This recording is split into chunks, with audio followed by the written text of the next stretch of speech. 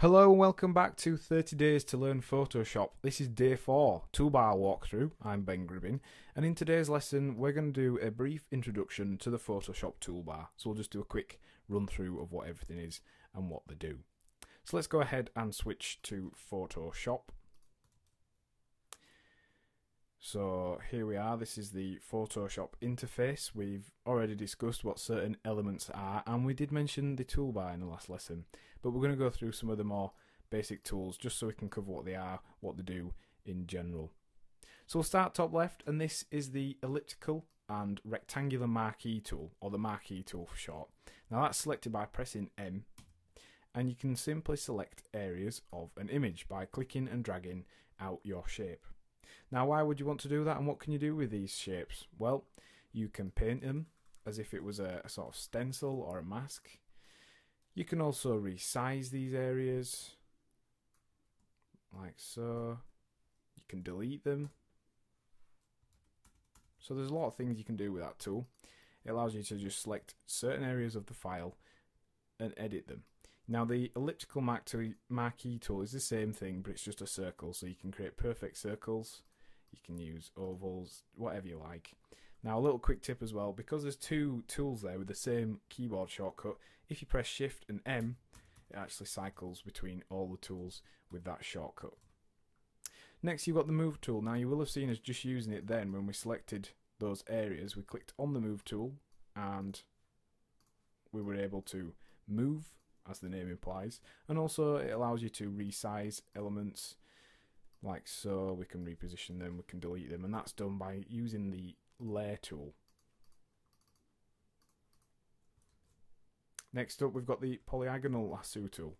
Now this is similar to the rectangular marquee tools and the elliptical marquee tool, however they are more of a polygon shape. So in this case, if we to draw around our fire flames here, basically every click you do creates a point until you join up the selection. So you click from one point to the next, and it allows you to create very quickly complex and detailed selections. So you can see there we've made a pretty decent complicated selection very quickly. We've selected that fire, and under the same option menu you've also got the lasso tool, selected by pressing L, and this is similar to the polygonal lasso except it's a bit more freeform. It's a sort of drawing selection tool, so you can see we're doing the same sort of thing except we're just holding down the mouse button and dragging around the shape we've got or we want to select. We can then just copy and paste that shape, and it's a little bit more tight, closer to the object we wanted to draw, and also it's a little bit quicker just because it's freeform. You can very quickly fly around and create custom shapes. Next up we've got some more selection tools, and this is the Magic Wand tool.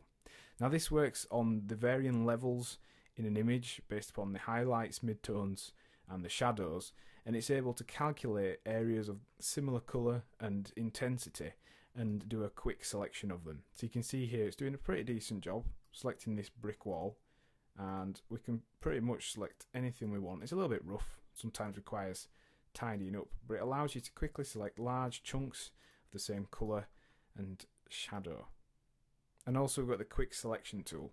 Now this is similar to the Magic Wand tool, only you kind of do a more lasso tool style action with it. You kind of paint in the area you want to select, and it is pretty accurate. It does a pretty decent job, follows where you're painting and does a very, very quick selection of large areas which we could then delete, we could recolour, we can just select, create new layers from, all kinds of cool stuff. So then we've got the crop tool.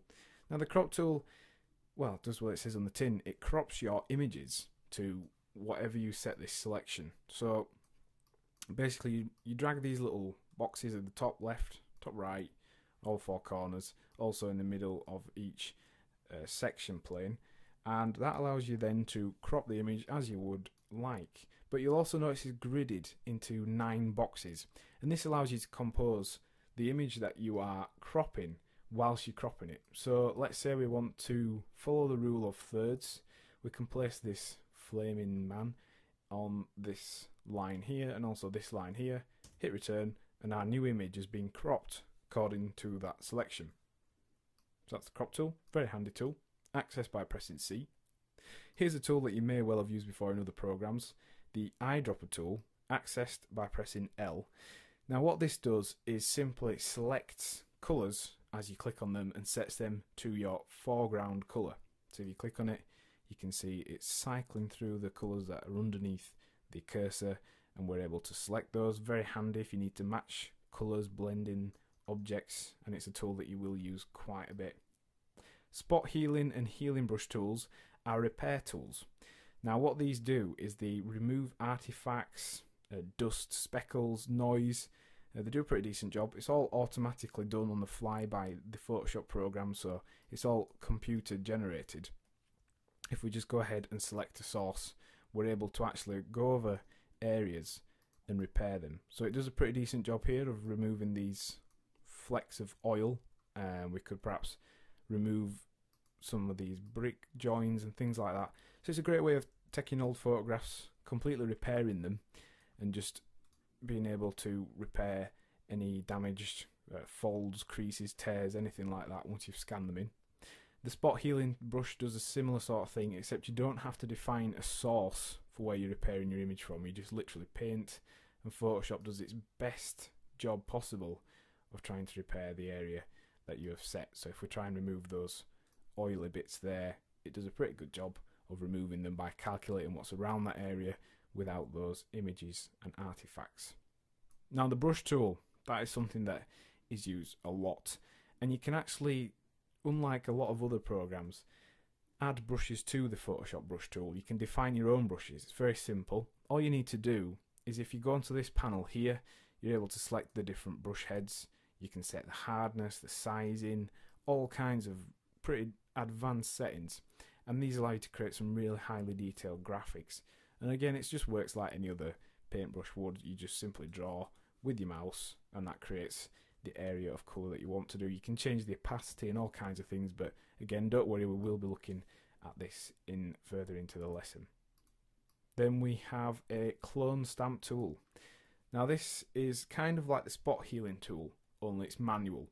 So you select an area and it will actually duplicate that area wherever you want it to go. So you can actually do manual repairs of a photograph. If, for example, you think the Photoshop interface and software isn't quite doing a good enough job, you can actually go through, and this is what you'll see magazine photographers work on.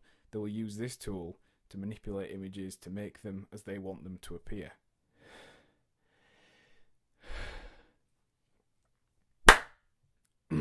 So that's the clone tool. Very good tool, very handy.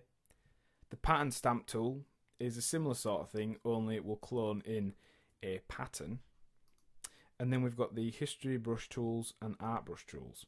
Now the history brush does basically what it says on the tin. So I'm just going to quickly apply a filter to this image so we can show you what the history brush does.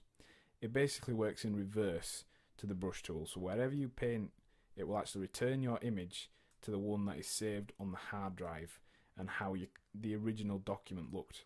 So this is quite a handy tool. If you've been doing some editing to an image, you can actually just quickly return it to how it was originally.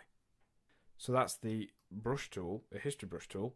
The art brush tool, that is a very similar thing, except it allows you to create faux paintings or pastel drawings by simply going over an area.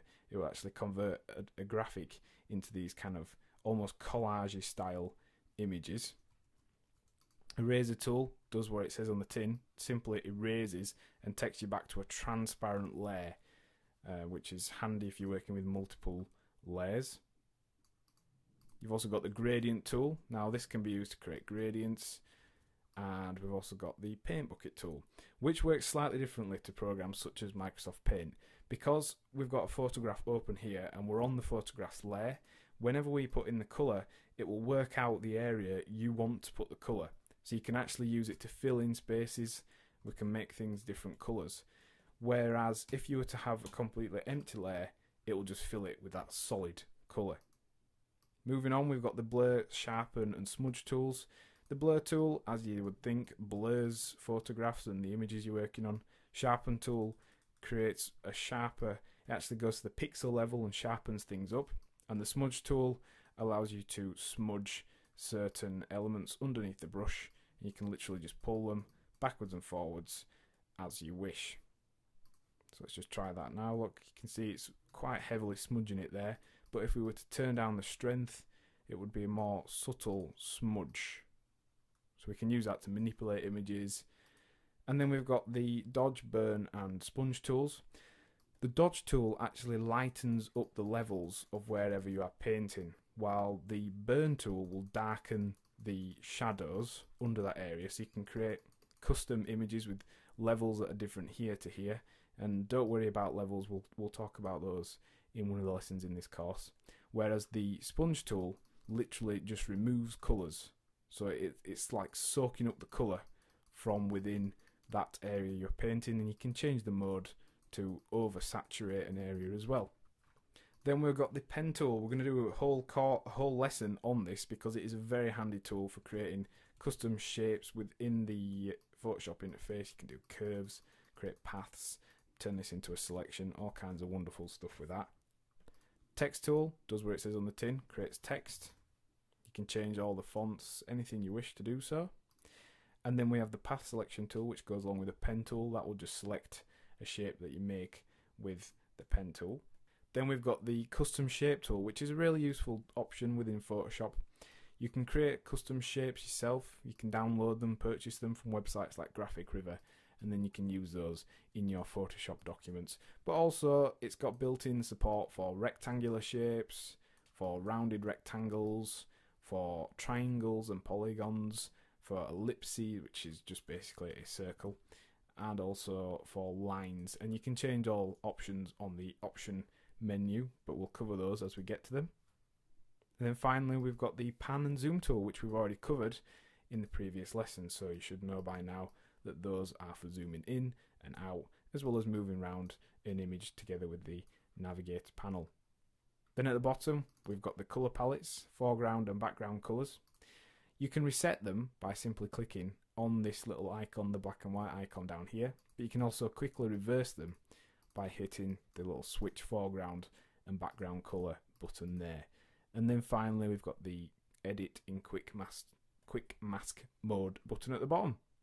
So that's the toolbar within Photoshop. This is just a very brief run through, and we will be looking at each tool in detail that we've talked about. So what have we learned in today's lesson? Well, we've had an introductory overlook of Photoshop tools and their general uses.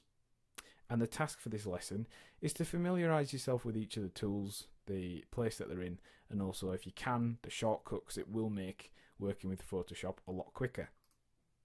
Next time on 30 Days to Learn Photoshop, we'll be looking at sidebar panels. Thanks for listening.